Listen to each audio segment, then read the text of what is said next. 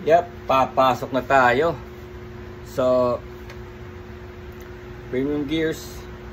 Yan ang mga nag-provide ng sticker ko. At saka yung sticker. At saka yung jersey. Jersey yung sinusuot ko sa biyahe. Premium Gears. Tingnan nyo sa Lazada, Shopee. Nandun yung Premium Gears. Hindi ko marinig sarili ko. So, ang ginagawa ko ngayon, kagaya ng plano natin, nagsiset up na ako ng mga units, no? So, 3 months in na ako. 3 months in na ako dun sa pinagtatrabahoan ko.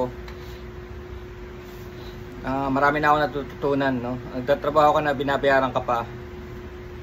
Natututo ka pa. Kasi actually yung 1 month training is free.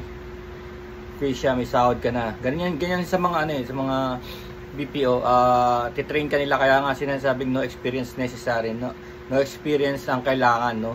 So ganito yan, titrain kayo kahit na high school graduate pa lang, no experience, o kaya lalo na yung mga college graduate, o kaya yung kahit 1 year man lang in college, malaking bagay yun, no. Syempre marunong mag-English, para malaman nyo kung kaya nyo mag-English, subukan nyo lang, ganitong sitwasyon, no, magsalita kayo ng 5 minutes na pinapaliwanag nyo yung nakikita nyo sa paligid nyo ngayon mismo, yung pakiramdam nyo, yung surroundings, ganun. English totally English, walang yung I like it, kasi it's better to be here. Hindi pwedeng ganun, hindi pwedeng may mga may mga ganun. Diretso talaga. I like to be here, the climate is good, the weather is fine, the food is good. Ganun ang English, dire-diretso. Mapapractice nyo yan kasi parang yan ang ko sa inyo, leap of faith, no? Ika nga, naalala nyo yung first time kayo mag-drive na wala nang kasamang nagtuturo, no? Dati kasama nyo yung papa nyo, no? Naalala kayo mag-drive sa malayo, tapos finally sabi ng papa mo, mag-isa ka na, bumiyahe ka na kasi hindi ka matututo kung di ka magdadrive mag-isa ng kotse, ganyan. Punta ka sa EDSA, ganun. So yung first time na yun ang leap of faith, no? Kailangan, darating ka talaga dun, Hindi naman habang buhay mayroong kasamang trainer, di ba? Sa pagdadrive, no? Ganon din dito sa Inglesan.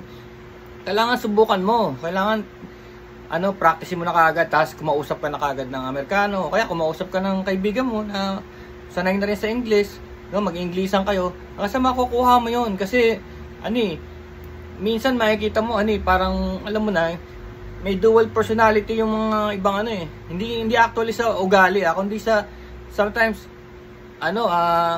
in real life, no, parang barubal magsalita, no, kenkoy. Pero pag nagko-calls na, napaka-professional. Ganun yung sinasabi ko, no. Sometimes di mo ma-recognize sa boses yung itsura ng tao o ugali ng tao, no, totally different, no. Kaya nagse-set up na ako, kagaya ng plano, magse-set up tayo ng mga laptop. Sabi nila desktop daw kasi yung desktop na mga nabibili sa mga surplusan, yung mga compact, lang yun parang Pentium 4 yun yung first generation mura na lang yun yung isang kahon nun, yung isang unit nun 3,000 to 4,000 lang yung 5,000 may kasama ng monitor yun, keyboard at saka mouse, no, complete set na yun, yung sa 5,000. So pwede ka mag setup ng isang ganun, tapos kumuha ka ng trabaho sa online. Ang dami sa online. Iba na panahon ngayon. Pwede kang magtrabaho sa online, so babayaran ka na lang by GCash or by bank transfer.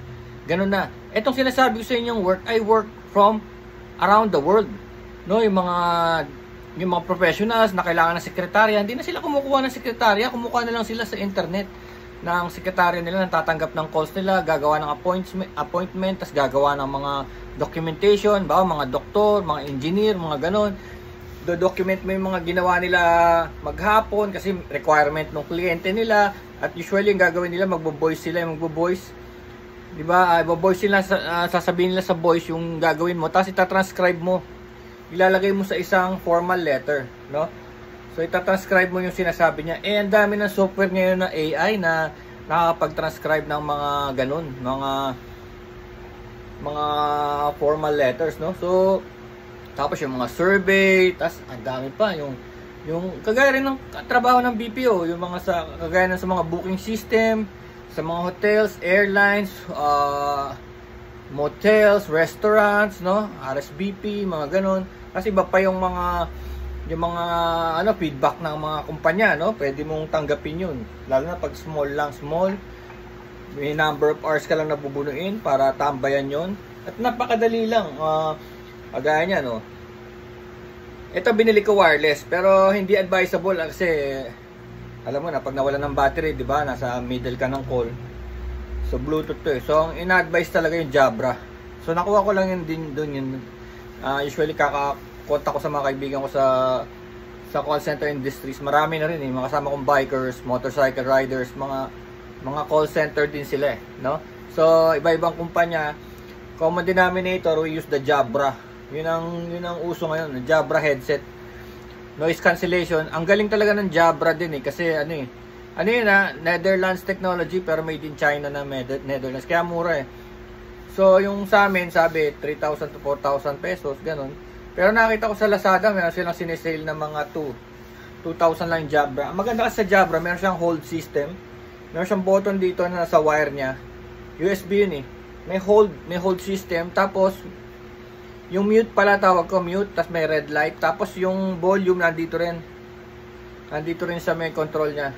Tapos habang pinipindot mo, maririnig mo tut, maririnig mo kung gaano kalakas kasi nag-a-adjust dun sa tut. So alam mo kung high ka, low, tapos pwede ka rin mag-end call doon, tapos ano pa ba yung maganda na? Noise cancellation. Grabe yun, sabi nila wag daw magdaldalan sa area, no?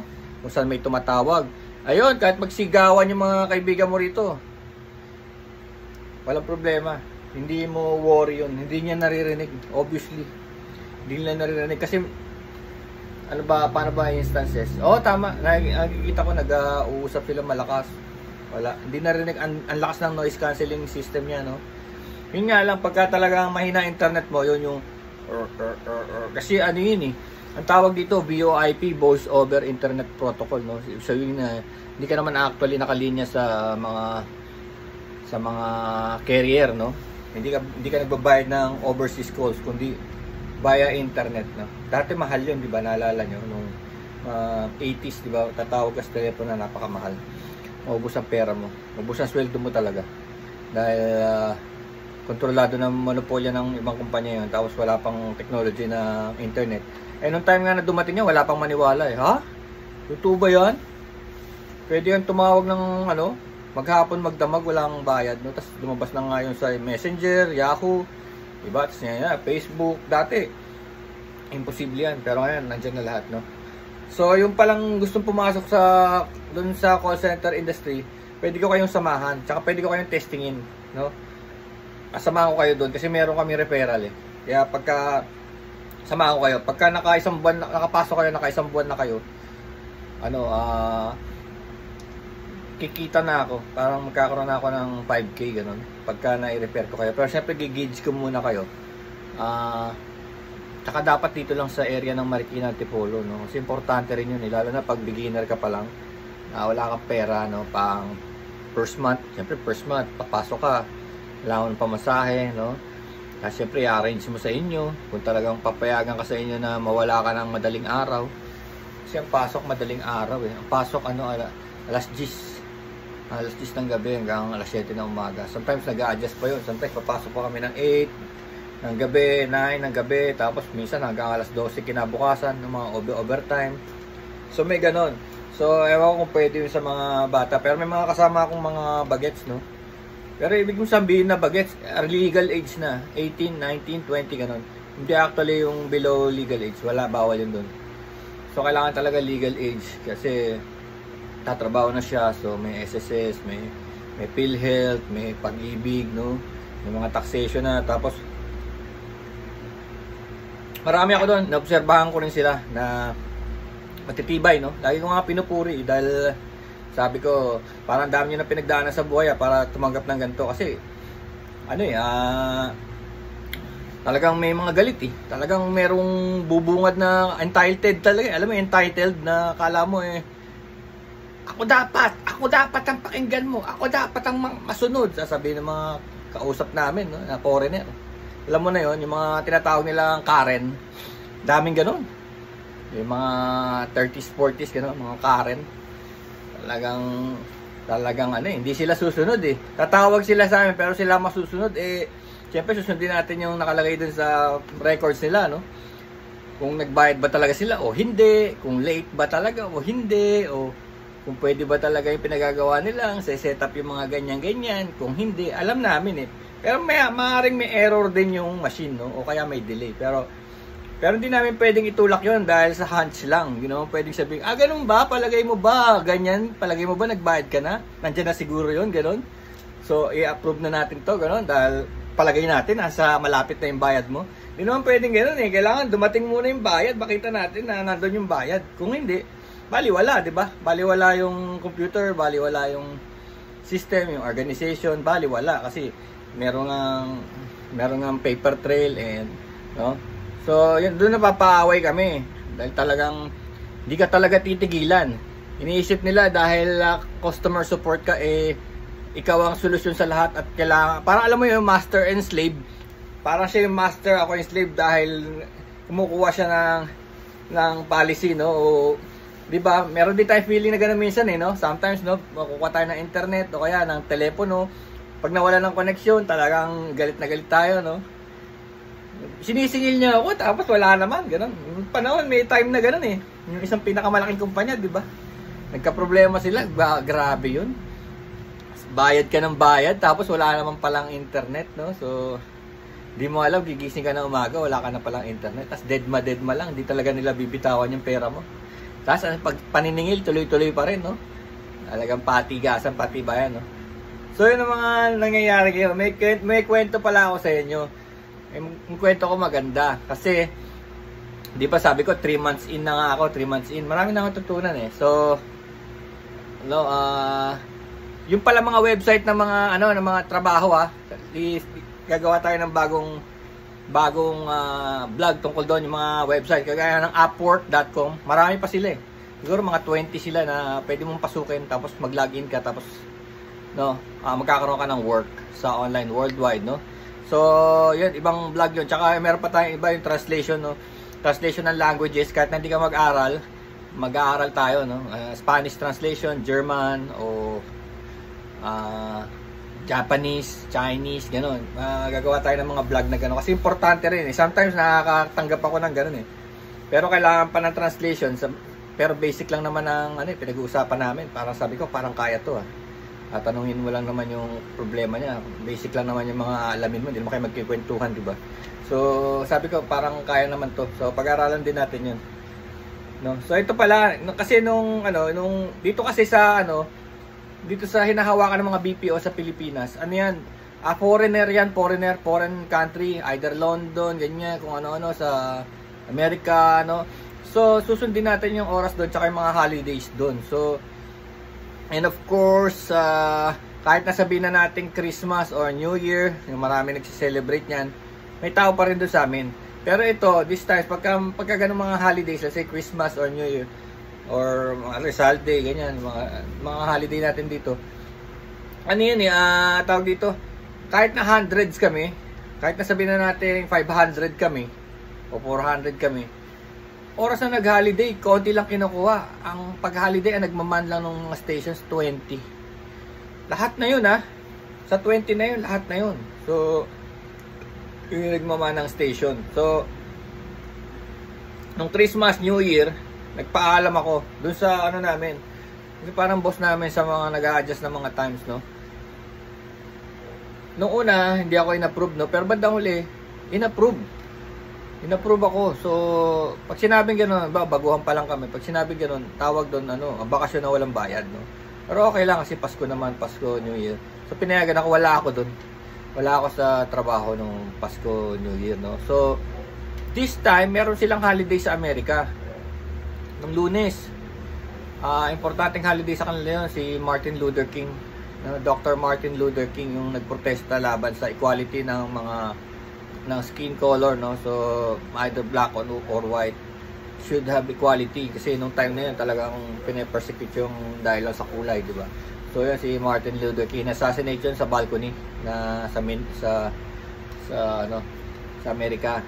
So nung na-assassinate yun, nag-riot, no? Talagang sila na ayaw nila. 1 linggo yata yung riot na yun sa kalye, no?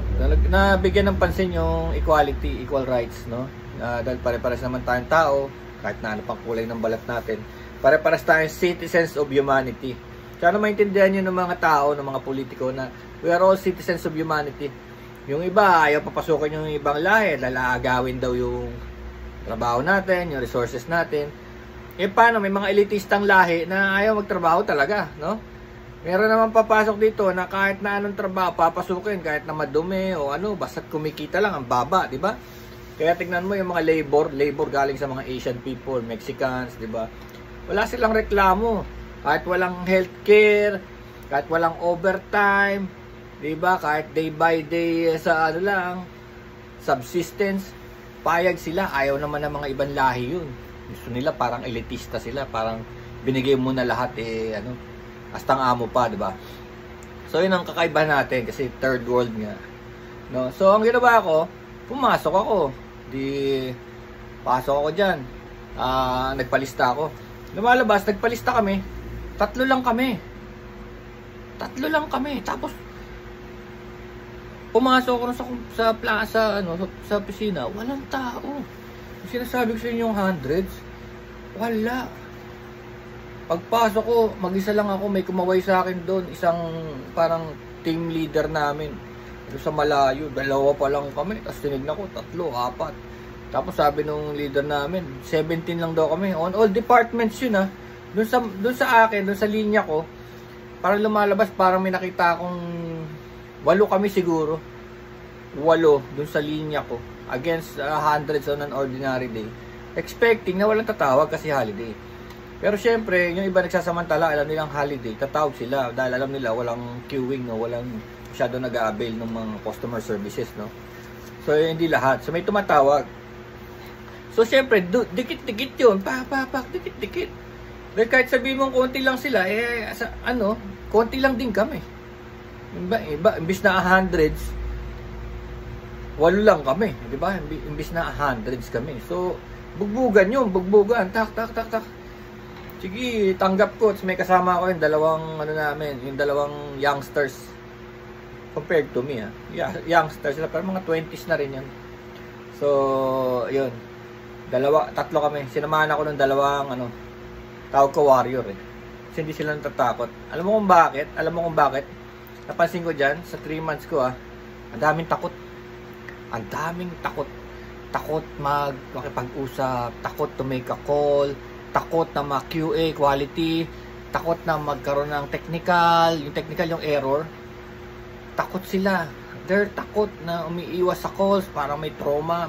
Parang actually may trauma na Kasi pag tinignan mo yung records, makikita mo talaga na hindi sila masyadong nagla-login, hindi sila masyadong nagtitake ng call. May records nare-record Dahil everything is recorded dun sa mga ganyan So nare-record, makikita mo at the end of the week, makikita mo kung sino yung konti ang tawag, kung sino maraming tawag, kung sino yung konti ang oras, yung maraming oras. Makikita mo kung yung takot sa hindi takot, no? So may takot na. Yun ang problema ng quality, yung may nagbabantay sa'yo. Kasi naka-record lahat. Naka-record audio, naka-record yung computer. Na may nagbabantay, may nag-check. So, takot sila sa mga ganong records. Kaya nangyari na yung naiibsan yung Kaya tawag ko sa mga sumasabak sa ganito warrior. Konti lang kami. Sabi ko, patay ako rito. Sabi ko. Pero ganun talaga. Patakboy mo yung oras. Yun na reason ko na patakboy mo yung oras. Tayo mo. Tuloy-tuloy ang ikot ng mundo. Hindi mo mapipigilan. Kaya yung takot mo, baliwala yan. Tapusin mo yung araw. Tingnan mo kung anong mangyayari. Ako naman, na-experience ako. May takot pa rin, di ba? Pero may takot ako kasi sisigawan ka ng gusto, hindi ka naman makasagot Doon ako nabibisit Pero alam ko naman, hindi naman nila kasalanan yun. Napopostrate sila sa kumpanya, hindi sa akin. Kaya lang, minsan, ang kukulit. Diyos ko, ang kukulit talaga nila. Talagang gusto nila sila masusunod. Pagka hindi nila nakakuha yung gusto nila, tatawag uli yun. Yung iba naman nung babardag uli nila, ibang agent naman, makikita mo, lilipat lang doon. Kasi minsan yung tawag dito, napunta sa akin Alam mo yun, tapos na siyang binwisit, ako naman ang binibwisit. Makikita mo may mga records May mga iniiwan kami mga notes dun sa bawat interaction ba. Ayaw ka talaga bitawan hanggat din nila nakukuha yung gusto nila. Tapos sinasabi pa nila, mali yung system nyo, ako ang tama. Kasi may kausap siyang ibang tao na naman. Nagtulong-tulong na yung 2 Karen, no? Alam mo yun? 2 Karen, nagtulong na.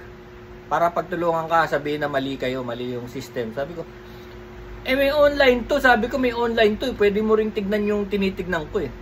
Meron kayong access eh. Meron kaming website. Sabi ko, nandyan sa website yung hinahanap ko. Pag di mo nakita dyan, di wala rin dito. Bakit naman magkakaroon dito kung wala dyan? Napipikon sila.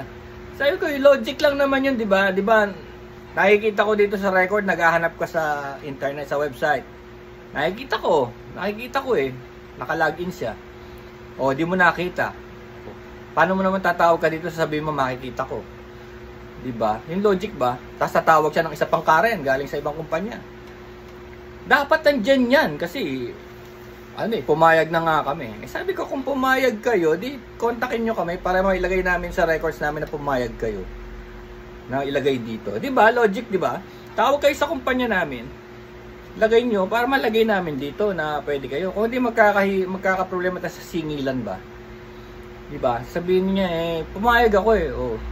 Paano namin babayaran niya? Wala naman kayo dito sa record namin. O paano namin babayaran yung servisyo nyo? Wala kayo. Tumawag muna kayo, tapos palagay nyo dito. Ayaw nila ng ganun. Alam mo yung mga Karen? Yung mga Karen, mga entitled talaga. Grabe. Sabi niya, pumayag na nga Pumayag na nga kami. Aprobahan mo na yan. Ganon? Hindi pwede. Mayayari ako niyan. Diba? Doon mga nakakainis na ganon, no? Pero yun lang, ang tingin ko kasi sa ganitong trabaho, pag may tawag ka, alam mo yung baraha, yung Lucky 9, di ba naglalaro ka ng Lucky 9, Blackjack, no? Yung pinipintahan mo, yung pag-oras na pagtawag mo na ganyan tut, inaalam mo na kagad ano kaya to? Madali, mahirap. Sa boses pa lang, minsan ang pinta niya sa boses pa lang, hello! Ay, ang cute, sige, ayos. Pero hello?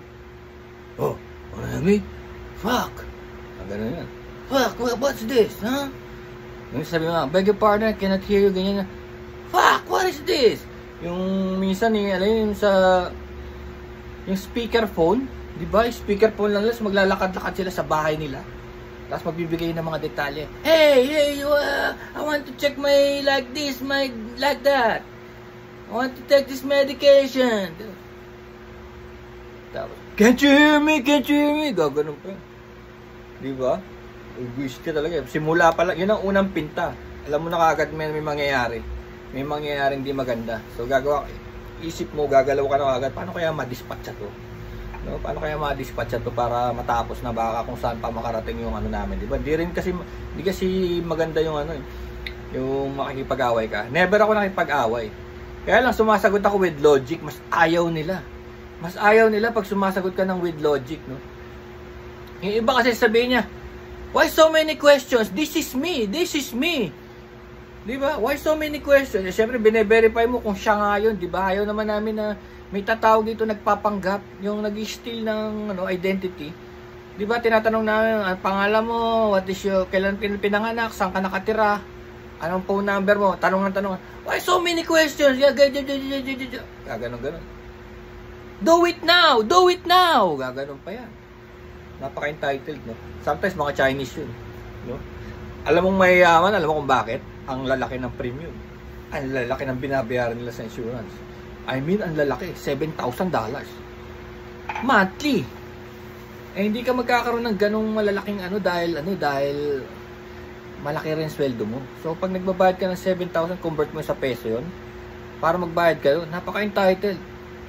Do it now! Don't ask too many questions. Ayan. Ilang segundo, sabi niya, gagawin mo lang naman niya ilang segundo. Dahil pantago. Diba, sasabihin pa niya, gagawin ilang segundo. Para silang yung mga parang akala nila siguro tauhan nila ako sa kumpanya nila, no? Siguro ganun siya sa kumpanya nila, no? Ganun siya mag-utos na, do it now! 2 seconds! Ganun. Alam mo yung talagang meat grinder. Ganyan yung mayayaman eh. Kaya sila yumaman eh. Pupush na magtrabaho, tapos diretso na sila uuwi. Yan ang mga kwento ng mga yumaman ng gusto eh. Talagang yumaman sila sa likod ng mga ng mga mahihirap na empleyado nila. Ganyan sila yumaman, abuso, no? Hindi ka babayaran ng overtime, pagtatrabahoin ka ng 20 hours a day. Tapos sila doon sa bahay nakauwi. Papasok lang uli yung pag mambulyaw na naman. What happened to the sales? You did not finish this. Don't sleep. You sleep when you die. Kaganyan yung mga yan. Kaya mag-ingat kayo doon. Huwag kayong papagamit sa iba dahil isa lang ang buhay nyo. Yung kalusugan nyo, pangalagaan nyo. So yun lang muna. Nahaba na nito. Sige. Peace bros, peace.